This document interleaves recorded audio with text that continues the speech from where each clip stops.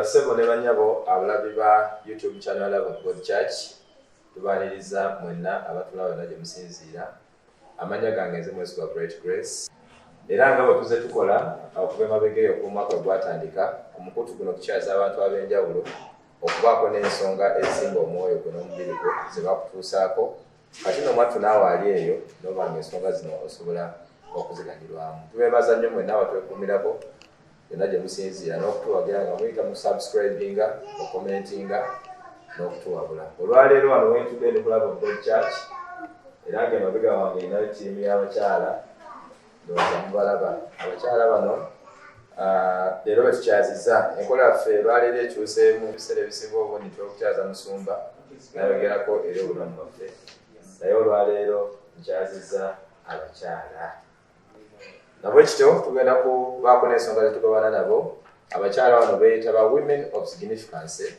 era nga betugenda okugabanako olwaleero byetoololera ku kigambo ekyo omukyala asobola atya okubeera ow'omugaso omukyala asobola atya okwesimba n'afuuka omuntu ow'ekitiibwa ngenda kusooka naniise omusomesa waffe ajje ayogereko gyetuli atubuulire obukono obutwe bw'ekibiina kino era nga yatandika atya okufuna okwolesebwa okwo ddala twetaaga okuba omukyala alisigere tutandikiramu waffe.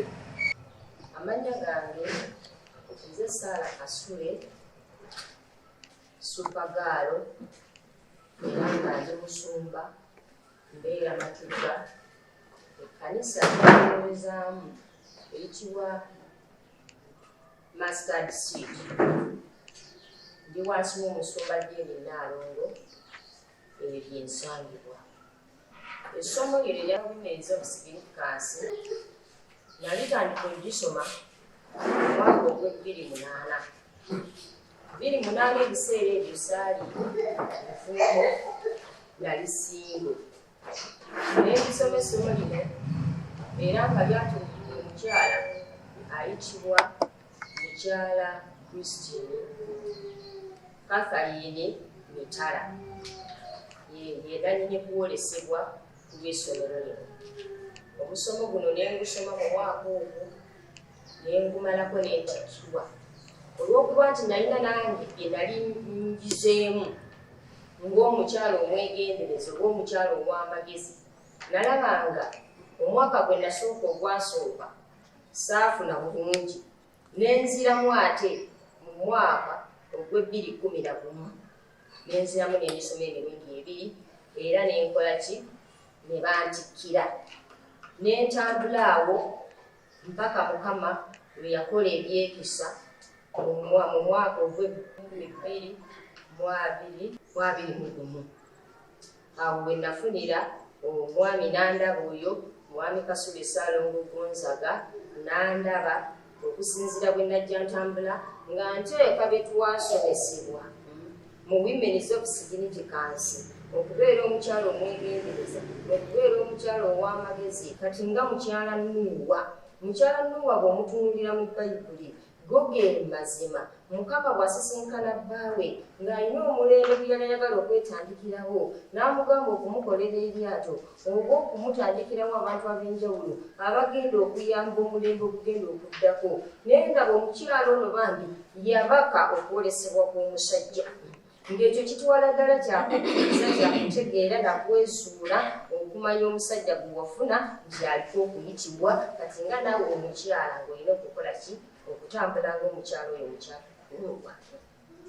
Ne tujja mpaka Mukama bye yakola ebyekisa nga mmaze okufumbirwa mu 2022 ne Mukama n'akuleeta omwami era oyo omwami eyandaba gwenjogeddeko waggulu Ssaalongo Kasule Gonzaga era bwe yamala okundaba olw'okuba nti kyali munze nga nkiyaayaanira nange okufuuka obw'omusomesa okusomesa abakyala nga bwe zidde wano olwaleero musomesa munnange mukyala Ntege Kloosi n'agenda nga baagala okukomyawo kiraasi mu Matuga oba ne mu bitundu ebyali bituliraanye n'agenda ewa mukyala n'agamba waliyo omukyala mukama gwakoze obulungi era ekyayiseemu akiyiseemu era mukyala mitala Catherine yampita n'andaba ne tutandika kiraasi eno ebeera n'amasomo 18.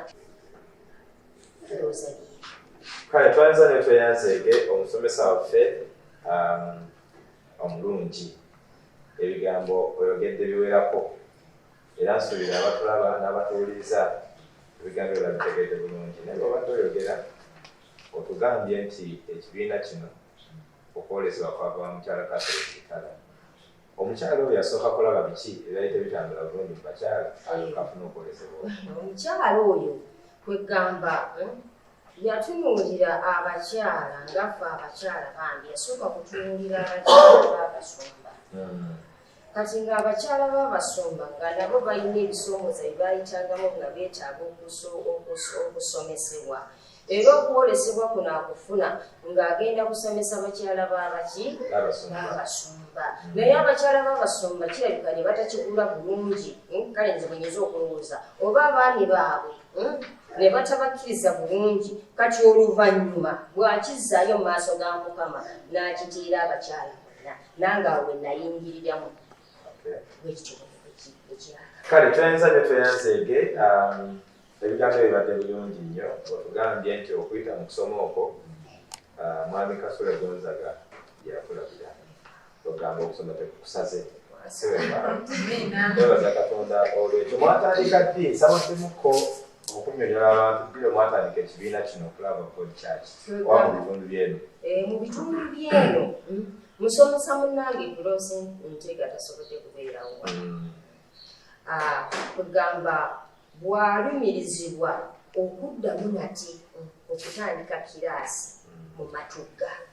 Kati ne tugamba nti mu Matugga tetujja kusobola kuwasaganya kiraasi bbiri, naye engeri mu Matugga eri gye twali tufunyeeko omukisa ne tubeerayo ne kiraasi bbiri ez'emirundi ebiri ezo z'ensoso okwongerako.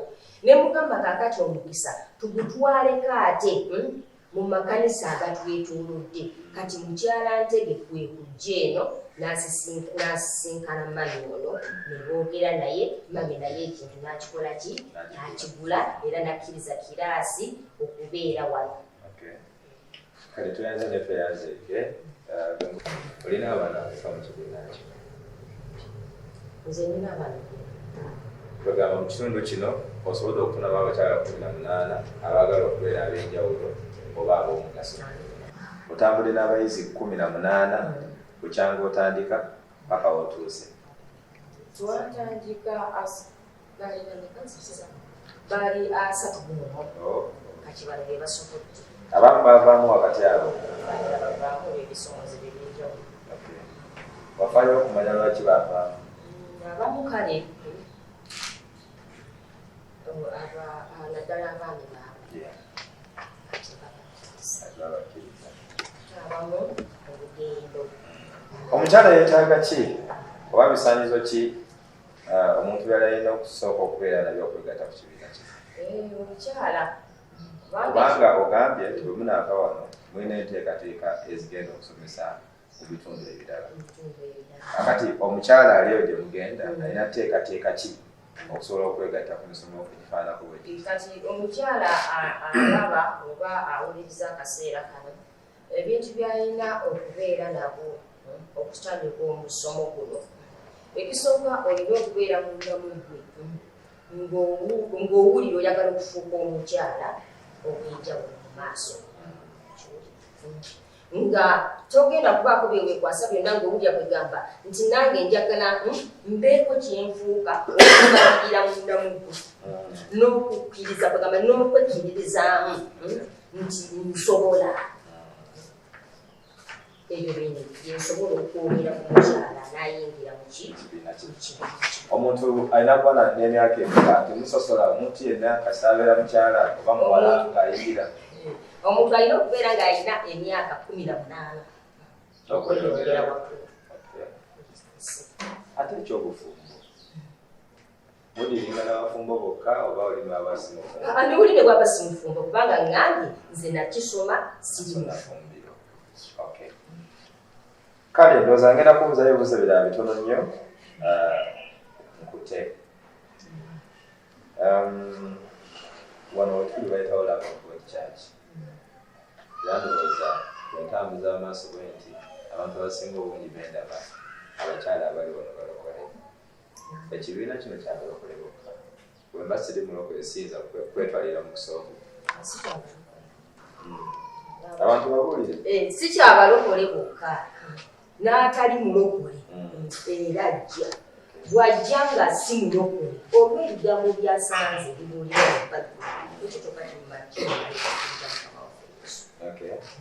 abantu balowooza nti ekibiina kino y'emu ngeri gye mwagala okubakyusa okuva mu madiini gaabwe okwegatta ku bulokole kubanga okwogedde n'ogamba nti ebigambo byokka by'anaabafunye bimala okukyuka nakkiriza mukama waffe yesu nsobola okubeera mumusomoko mu nesigala nga nkyali mu ddiini yange kugamba si musango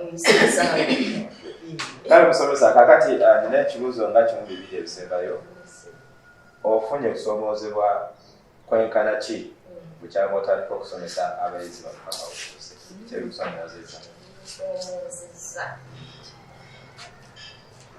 nsomozezza mu bayizi bano okubatandika okubasomesa angambe kyakutuuka mulungi abayizi batuuka nyoleeti bakulaba ebyoyinza okuba batooza okubagamba nabakusakozino begambire batuuka nyoleeti mutatandika saameka tutandika saawa 4 obanga saawa 3 n'ekitundu naye olwaleeti ogenda okwesanga esentandisa zeraera 5 kale ng'olina okubagumiikiriza bantu kubanga olina kyobaagala bafuuke ate tutandika butandisi bagamba leeti bino kubisomooza byosinza okusanga onayo ekirala twenayo ekirala ekirala kyendaba kyeninayo nga abakyala abasomyire emisomo kuteeka mu nkola ebibasomeseddwa abafumbo ebyo abali wano nga bange babe si bafumbo manya nga si balokole kati nga bw'anaateeka mu nkola ebimusomeseddwa bijja kukyusa omuki famire zaffe zijja kukyuka olw'okusomesebwa amasomo gano bwe baali bakumanyidde nga balaba kati oli mukyala mulala ovamu ebigambo eby'amagezi ebitwala famire mu maaso ebitwala abakozi bano bogera nabo ebitwala obuweereza muki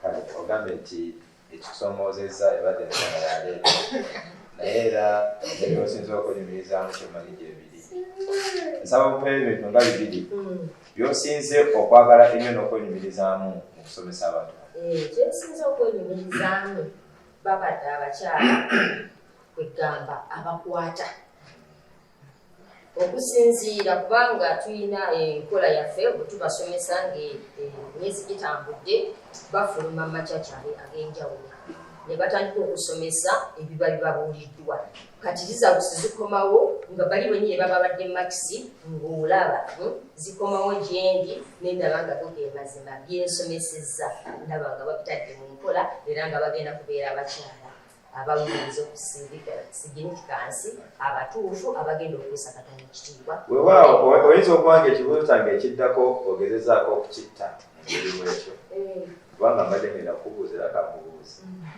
omuntu yenna bw'aba ng'asoma okumanya nti alina watuuse abaogera kugambe nti wayinza okuba tewaliwo bigezo nti omuntu agenda tuulaawo bamwolukakula naye ndowooza mubasindika mu makanisa nga bweyogedde byakozeeyo mu kanisa gyagenze n'ebibuuzo taata kyogereko n'ebibuuzo tubikolera ddala oli n'atuulaawo nedda kati gira essomo lino okumaliriza eno wabeerayo ebibuuzo byagenda n'alondako bina oba lino lyenkutte ebyo lyokutte ebyo byenyini n'agenda n'abikola n'alondako ebiba bimugambiddwa wano n'alondako n'annyonnyola okusinziira ku bakyala be tubakirizeeko mu ssomo lino nze no mbatendowooza nti byebino ebyabayizi abeera mu masomero ye n'atulayo ne bamusimba feba naye ebuuzo ng'ataano n'obukumi nga weebuli ne bamuwa n'obudde nakola ekigezo ekifaananako bwe kiti.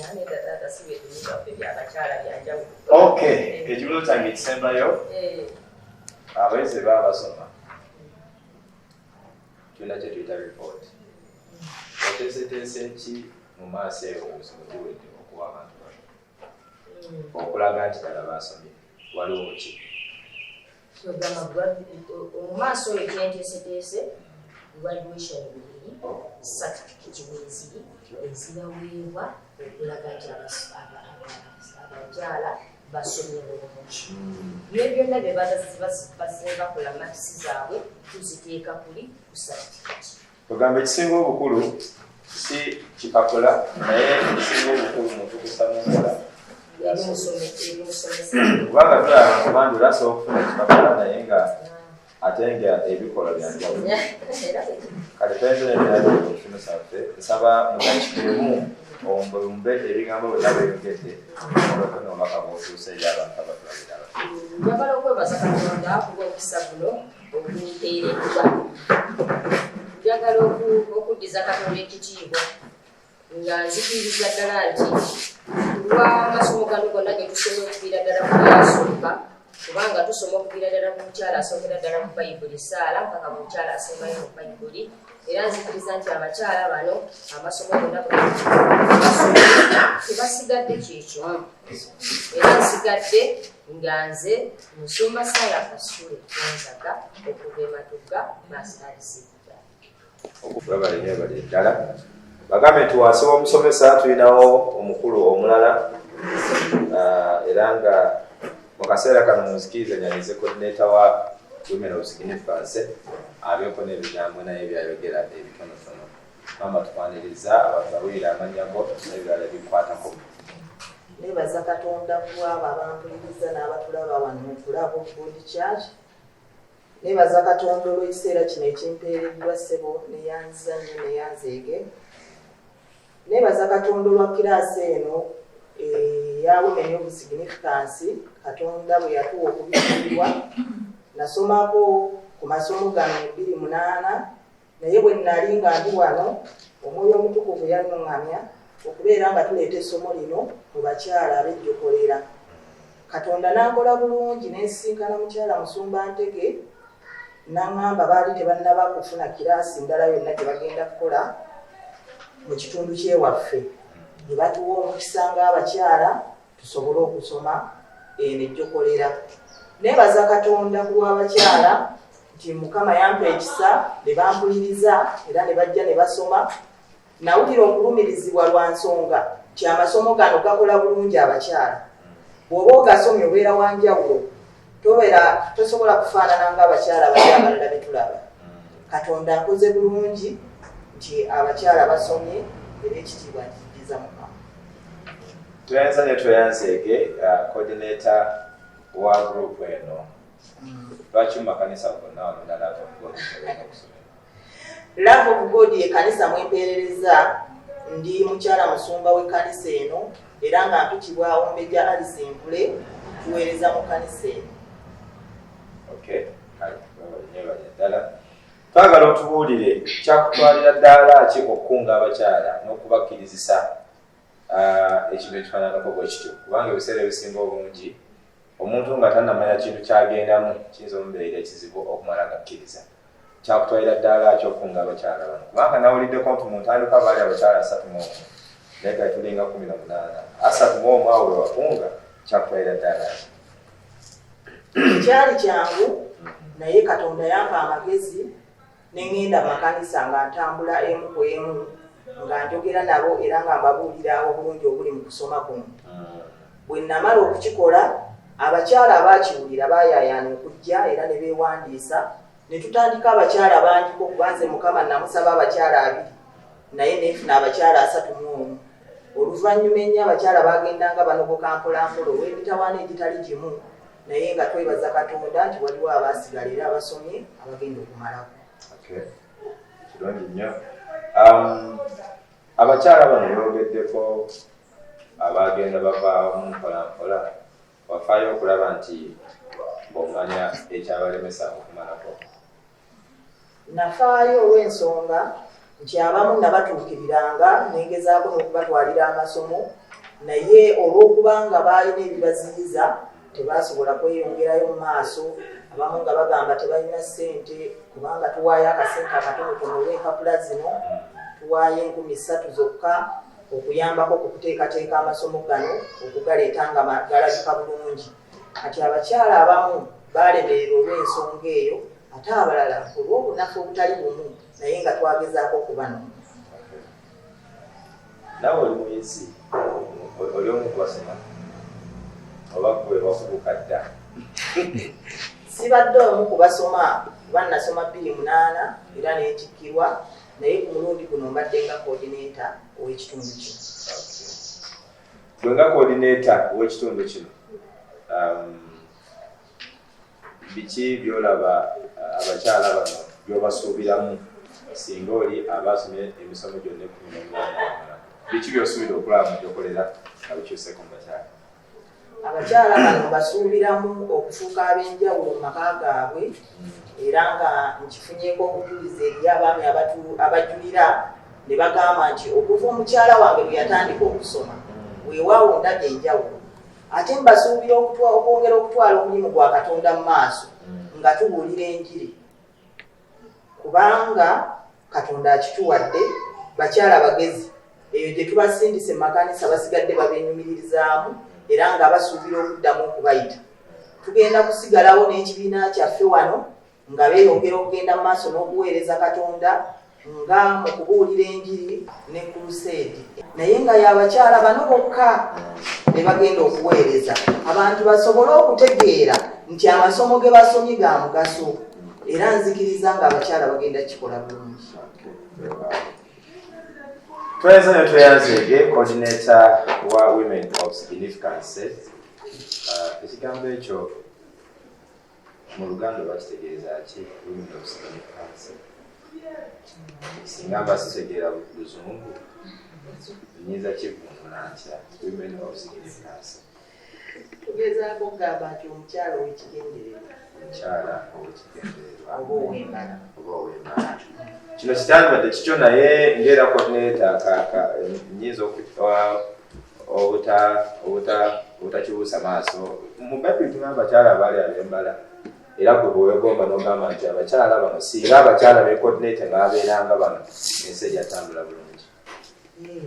Singa abakyala bano babeeranga Eseza yali mukyala muntu wa njawulo. Eseza bwe yatuuka mu Bwakabaka yamanya ekifo kye. Teyabeeranga vasuti, kubanga vasuti ye teyamanya kifo kye. Lwaki? Yamanya nti oli mwami wange era mpisa alina by'aŋŋamba n'alemerayo ne yeeraga. Amiina. Naye Eseza ye buli weetaagisanga munne Molodokaayi bwe yamugambanga, nange nno wajja eno oli Muyudaaya, kino bwe kiti kirina okuba bwe kiti. Eseza ng'atuukiriza kye bamugambanga. Kale abayizi bo badde ansa kubanga ebimu ku bizo begenda obabuuza naye kyemanyi bajja kubaamu tebakyabijjukira. Omusomesa alina akyayogeddeko awo n'agamba nti mu nkomerero y'emisomo gino waliwo okutikkirwa. Ekimanyiiko ekyo kituufu ddala, kubanga naffe bwe twasoma mu 2008 baatutikkira, batuwa certificate, ate nga certificate eyo yansi yonna esobola n'okutambuza amawanga. Tekoma wano wokka mu Uganda, naye esobola okutambuza ebifo eby'enjawulo. Ebikujuko by'amatikkira bigenda kubeera nange nandyagadde oba abasajja tebaanirizibwayo kubanga tugenda kubeera ku Redeemed Church e Makerere wa Musumba Kasaizi. Kale tweyanzeege mukyala Nvule Richard Alice ateeka ye coordinator w'ekibiina kino ekya Women of Significance. Takoma ku ekyo kyokka ye mukyala w'omusumba asumba ekkanisa eno eyitibwa Love of God Church. Tukwebaza olw'okukunga abakyala bakuno, era tusuubira nti byonna bye basuubiramu bijja kubeera. Mu ddakiika ng'emu wungawunga obubaka bwo eri abantu abatulaba n'abatuwuliriza. Abatulaba n'abatuwuliriza, kyenjagala okubasaba nti bwe mulaba abakyala bano nammwe muyayaane okusoma kubanga emisomo gye basomye gigenda kubakola bulungi, gigenda kukyusa famire, gigenda kukyusa eggwanga n'ekkanisa mwoli oba ekitundu mwobeera. Nsaba onebalize abantu bano amanga, nsaba onebalize abaami ababakyala bano bwakoordinating era abalimuzibukwero bona amala ekyo era onebalize amakanisa kubanga omusomesa agambye ndoozi era nawe okyogeddeko nti waliwo amakanisa gye musindika abayizi bano ne bakola omulimu. So nsaba onebalize abantu abo ekyo bwe kinaba kiwedde n'akuta. Amiina. Nsookera ddala okwebaza abasumba baffe abalungi nga nsookera ku Balago God Church kubanga bwe namuleetera endowooza eyo weewaawo yakkiriza n'asiima ekirasi y'abakyala bano okutuula mu kifo kino. Era neebaza n'abasumba bonna ab'amakanisa gonna agatuliraanye bambi abatwagadde ne batuwa abakyala b'omu kanisa zaabwe ate tebakomye okwo ne batukkiriza ne tusindika abakyala baffe ne bagenda okubuulirayo okulaga ki kye basomye eri amakanisa gaabwe. Ate bambi ekineewuunyisa nga batuwa main service eriyo neyatuwa service 2 n'agamba abakyala mbawadde service zombi kubanga njagala bano abasoose kye bafunye n'abalala bakifuneko. Neebaza abasumba abo beebale nnyo beebalire ddala. Ate era n'ennyongera okwebaza abaami baffe abalungi bannange beebale nnyo mwebalire ddala okutuwa abakyala baffe bano ne bajja ne basoma. Nzikiriza nti abakyala be mwatuwa bagenda kukyusa famire zammwe era bagenda kukyusa eggwanga mu linnya erya Mukama waffe Yesu. Amiina. Tuyanzeege mukyala Musumba. Sandyogeddeko bigambo byonna naye kano kalowoozo ng'era bw'afuna omulamu ogwo n'ogwaniriza ne gubeera bulungi bw'ayagala okuyamba abakyala nandibadde ngamba nti sajja eri naye erowoozebweko musobola okulanga abakyala mutuukirira bekikwatako bagamba nti n'abaami nabo okolebwa. Twagala tweyanzeege abadde coordinator omukyala Mukole Alice ate ng'era ye mukyala Musumba asumba ekkanisa eno Pastor Hope Mvule Richard. Mwebale nnyo, mwebale ddala omusomesa ne coordinator olw'ebigambo ebirungi bwe bityo era eby'amagezi eri abantu abatulaba n'abatuwuliriza. Muzikirize tuwumulemuko katono tukomewo. N'atukomawo tugenda tandikira ku bayizi abazze basoma emisomo gino.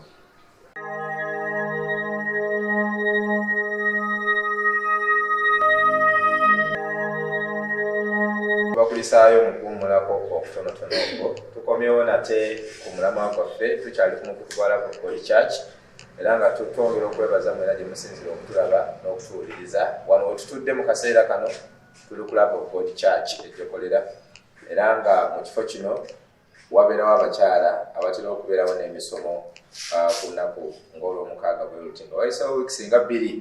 Kituliko kyo kitwogerako bebo bakyala bwe tuyita bino significance oba omuntu beyandigambye nti abakyala ab'ensonga. Kakati biri ebyogeddwa mu kusooka bibadde ebigambo bya 1 omusomesa abasomesa, 2 ne coordinator. Mu kaseera kano muzikirize mbatuuseeko bannannyini nsonga eno oli beyandiise abayizi. Waliwo omukyala wano andinaanye yaŋŋambye nti gwe bansooka naye kakati nyabo abatulaba n'abatuuliza ababuulire amannya go. Amannya gange oba erinnya lyange Mpitanya Kayinga Kaluwe essaawa zino mpitibwa mukyala Sajjabbi n'omukyala Mufumbo. Mukyala Sajjabbi ate nga Mufumbo Era ndi muyizi mu Women of Significance. era ng'oli muyizi mu Women of Significance. Webale okusoma. Kati olinawo enjawulo otanga otandika okusoma. Era abatasomye Mu kibiina kino okolanga nti bw'ogyeko okubeera omuyizi obuyizi olinawo obuvunaanyizibwa obulala okolanga nti class captain. wegamba yegwa coordinating abalala. Class captain akola mirimu ki? Following abayizi kati nga ffe twalina creatingawo group yaffe ng'abakyala ba women of significance tuwuliziganya tusabiragana twebuuzaako n'ebirala ekirala nti omusomesa aba atuuse wano aba package gyagenda nayo oba waaka gwaba yatulekera byonna bikolektingibwa n'agenda nabyo ate abaako ne byaleese ate nabyo nga tulina okubisigaza era ajja n'emirimu nga waako oyo gwe tukola papers buli wajja tusebo tubuuzibwa tuba n'ebibuuzo era ebibuuzo ebyo nebigabibwa bannannyini bi tugamba emirimu egyo gyonna gwagikola webali kuweereza Katonda. Tuyinza otweyazeege kakati oŋŋambye nti omulimu gwo gukola follow-up ku bano boosoma nabo wafaayo nnyo okumanya lwaki muli 18 nga timwatandika 31. Yesebo nafaayo abamu baali bavabuwala business yali y'amaanyi ng'ate akasente balina okusasulira empapula zino buli lwe bajja ate nga balina okweteekamu ne transport. Then abalala abamu bajja balowooza nti maybe bagenda kwogera bwogezi tebujja kubaamu kuwandiika. Abamu ku ffe nga bambi n'okuwandiika tebakola ki tebakusobola ng'asobola okuwuliriza naye nga tasobola kuwandiika. So challenges zaali mpitirivu. Abalala abaami baabwe baabakaluubiriza ekintu kino kyetaagamu omutaano okiwa obudde n'okiteekamu ssente ate nawe n'ofaayo.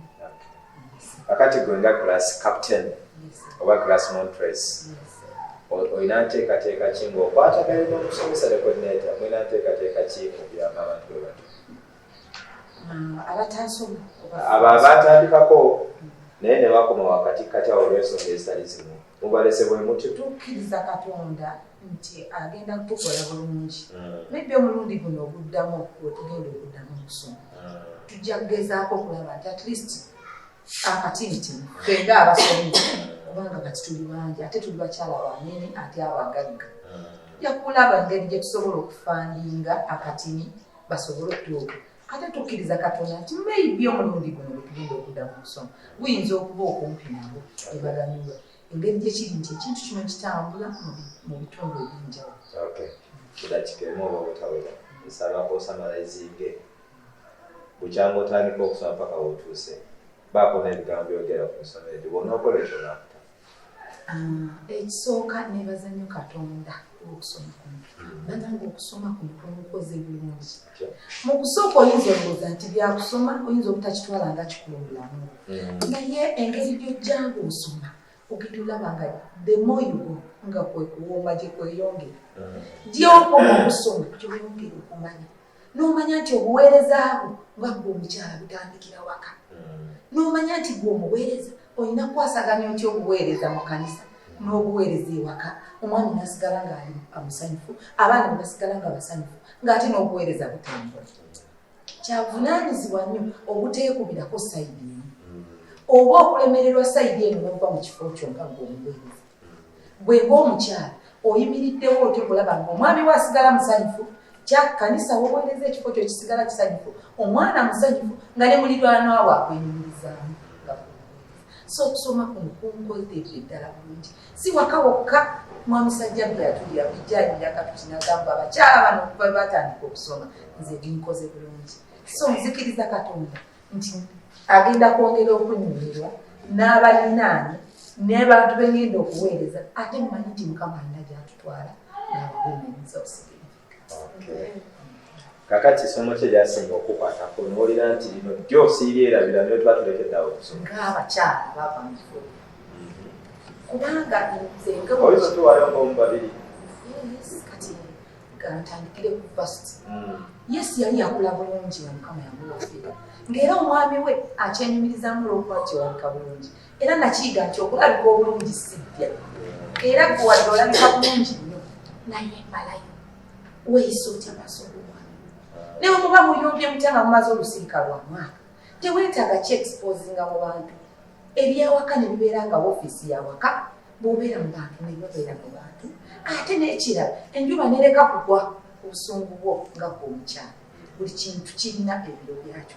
Ekirala ne mmanya nti kati Saala naye ye yali omukyala eyabuusabuusa katonda we nekimuleetera okuva mu kifo kye neyeetunuulira naffe abakyala abamu bwetunula nogamba ndi mumpi ngange omukyala sajja nogamba yi kati kino sijja kituuka n'otamanya nti katonda baba agambye nti yakikuwa ebiro byakyo bigenda kutuuka okifune kikulaga ki nti tolina kuva mu buweereza awo tolina kuva mu kifo kyo nga ku mukyala wabula olina kunywera nakutambulira mu butukuvu na butuukirivu n'obalansinga bulungi n'obeera omukyala w'embala.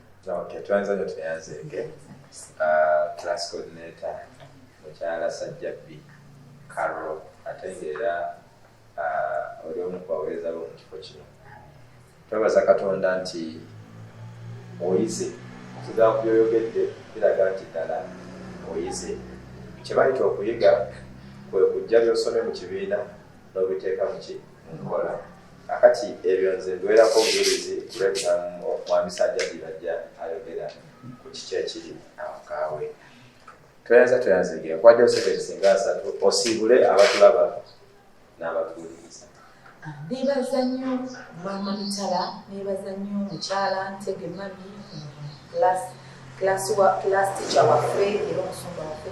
Neebaza nnyo kanisa Love of God Church. Ffe baani abawuula omukisa guno bali badde osanga nabo bakiyaayaanira naye tufunyeemu nnyo. Neebaza nnyo Supagala, neebaza nnyo buli omu gwe kikwatako ataddeyo omutango. Neebaza nnyo abakyala bano bonna boolaba bawaddeyo omutango munene ate ne baagala. Omanyi buli bw'osoma nga toyagala ekintu tekikunyumira naye bakyagadde ate nemukola.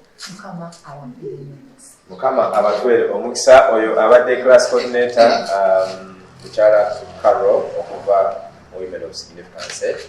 Katuumule mu second singa 2 nate nziremu batuuseeko omuyizi omulala.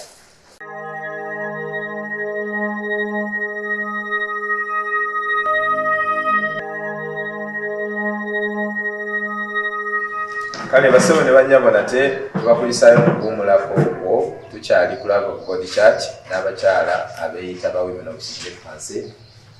Twakamala okuwulira okwogera okuva ewa class coordinator era byayogedde ebyo bagamba nti akulira mu biyimba talooya. Siyinza kudda mu bigambo bye okujjako okubatuusaako omwogezi omulala oba omuyizi omulala. Yaba osansa okulaba amanyako gwani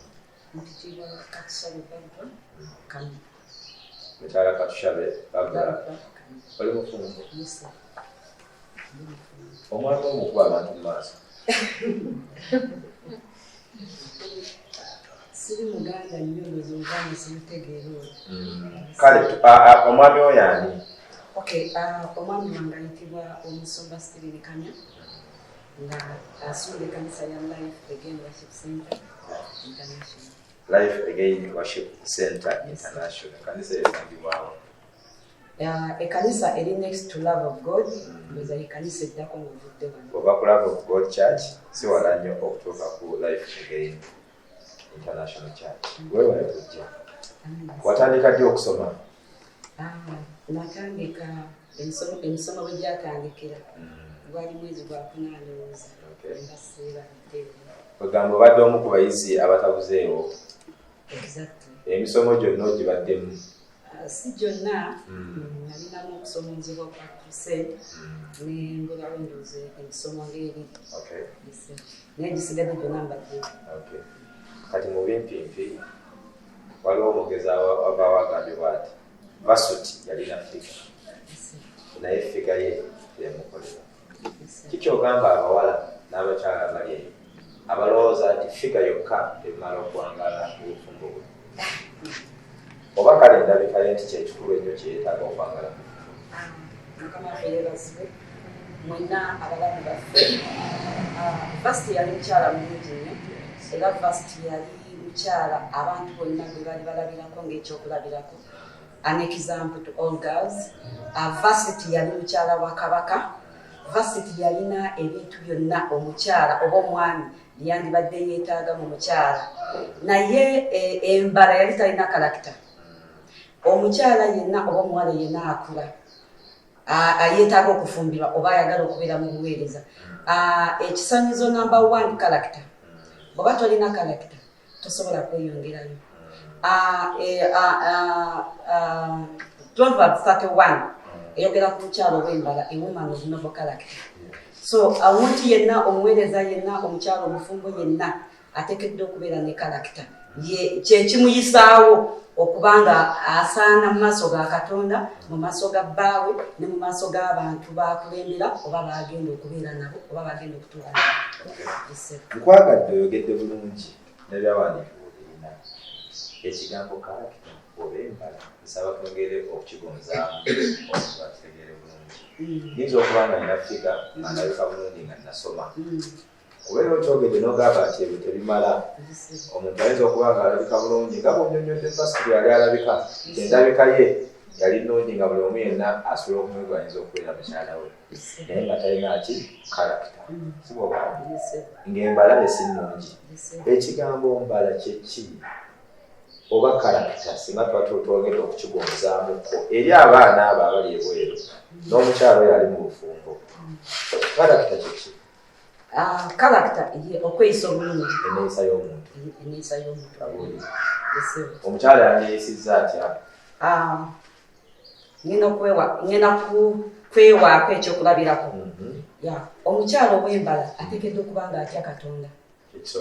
Yesebo ateekeddwa okuba nga alina Katonda. Oyinza okuba nga olina ssente, oyinza okuba omulokole naye nga tolina mbala ate nga tolina ntiisa ya Katonda. Bayibuli egamba nti mu kutya Katonda mwe tunaanywezebwa. So bw'atalina Katonda ne bw'oba oli mulungi owenkana otya ne bw'oba olina ssente naye nga tolina Katonda sitiri oba tolina kyonsingako. Nze alina Katonda alina embala ya Katonda mba nkusinga ne mwe basirina ssente. Ekyo kimu beera kukyokubiri. Oyagedde bimeka? Byonna by'owuliramu emirembe kubanga oyogedde ku kyakutya Katonda nti omukyala yenna ow'embala. Omukyala yenna ow'embala ateekeddwa okuba n'amagezi. Bayibuli egamba nti omukyala azimba ennyumba n'emikono gye era n'emikono gye aminya amakaali. Yesebo eyo nayo mbala mu mukyala. Omukyala ateekeddwa okuba nga atya ate ng'awa bbaawe ekitiibwa. Eyo nayo mbala. Omukyala ateekeddwa okuba nga ali hard working, ateekeddwa okuba nga ali prayerful. Ezo zonna mbala. Ezo zonna mbala. Ebyo bye mubigyewa. Wagenda okujja mu musomo guno ng'obimanyi? Ne mubuulize ekisooka ndi mukyala musoma. Mbuulira abakyala n'abaana b'obuwala ng'ogasseko n'abaana b'obulenzi. Kati omusomo guno gweweraba gwongeddeko ki? Omusomo guno gunyongeddemu ekisooka nsisinkanya abantu ab'enjawulo abantereezezza. Njagala nnyo omukyala ntege alina ebintu byazze nga ntereeza mu bulamu okuyita mu musomo guno.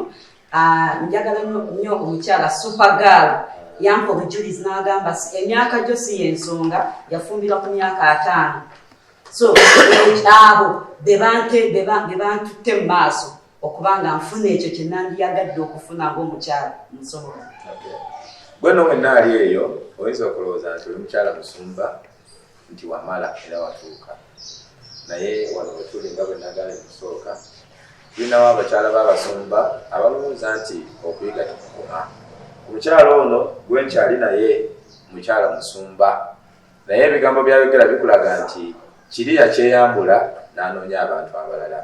Era mu kwogera kwagambye bw'ati okuyita mu musomo guno kimuyambye okufuna abantu asinkanye abantu abamuyambye okubaako n'ekintu kyeyongeraho. Kati no wenna ali eyo ng'olowooza ky'omanyi kimala ensi bwetyo si bweri. Noonya abantu gye bali ojja kwongera okubangulwa. Enjogera ennyangu egamba bweti ekyuma kiwagala kyuma. So mukyala musumba tukweyanziza nnyo wenaye akatalekeka. Njagala okwebaza mukyala Alice eyantuukirira n'asobola okunyumiriza mu group ey'abakyala women of significance. Batukoze bulungi nnyo era tufuuse abakyala ab'enjawulo. Tulina eddaala lye tulinnyeeko kati abakyala tebakyatulaba nga luli bwe baatulabira. Kati tuli ku ddaala eddala nti kati tutegedde Katonda, tumanye engeri y'okwatamu amaka gaffe, tumanye engeri y'okwawula amaka gaffe okuviira ddala mu kkanisa, tumanye engeri y'okwatamu abantu be tulina mu kkanisa. Njagala nnyo omusomo gwe twasoma ku mukyala wa Nuuwa yagumiikiriza ebintu byonna. So batuyigiriza njize nnyo okugumiikiriza. nzize nnyo twali mugumiikiriza mbadde mugumiikiriza naye si ku ddaala lyendiko kati kugamba omusomo tegukoze musoma ntumidde nnyo omwami wange Musumba Stephen Kanya owa Life Again webale kunzikiririzaamu okumpa opportunity okubeera mukyalawo era ngenda kubeera omukyalo mulungi Sebo Omusumba Kamya Life Again Church tukutumiddeko yonna gy'oli omukyala lwa Bravo God Church era nga olwaleero lwa mukaaga nga byakutegeezezaako ali azze mu kusoma ndowooza essomo lya 16 eryaleero webale nnyo mukyala Musumba naako kosembezaayo kabadde kakulu nnyo Musumba omukakasizza nti ogenda kubeera omukyala ate n'omwebaza olw'okuwa omukisa okubeera ali mukyala we kubanga baali bangi n'omukisa n'aguwamu webale nnyo kale musikize nateera mpumulemu katono nnyo nkomewo n'omuyizi omulala